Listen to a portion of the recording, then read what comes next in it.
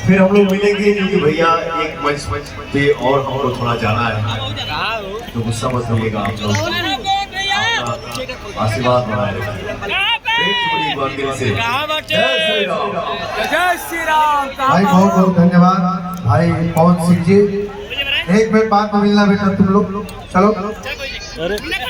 धकल दे रहे हैं गोपाल राज। बहुत बहुत धन्यवाद पूरा तरफ से, पूरा ग्राहक विकास मंच के तरफ से।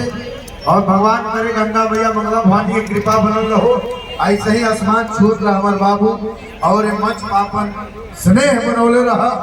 हम चाहते हैं कि ग्राहक विकास मंच के सांस्कृतिक प्रकोष्ठ के संरक्षक के रूप में अपना आशीर्वाद देते रहा। जरूरी नहीं है कि हर साल आओ, जहाँ रहे तहाँ से आशीर्वाद मिलते रहे, ये मंच नहीं मिलते रहे। बहुत बहुत धन्यवाद भाई। चलिए, और हम प्रशासन के लोगों से खासकर इंस्पेक्टर साहब से कहेंगे, देखिए करोड़ों रुपये लगा के कोई बहुत पैसे वाला इतना बड़ा कार्यक्रम नहीं कराएगा। और ये हमारी भगवान रूपी जनता, आप खदेड़िए मत, बड़ी कम समय में बोलू राजा है, हमारे कई हीरो बैठे हैं, अजीत आनंद है, गुंजन भाई है, सबकी हाजिरी और लगेगी ये सम्मान होगा।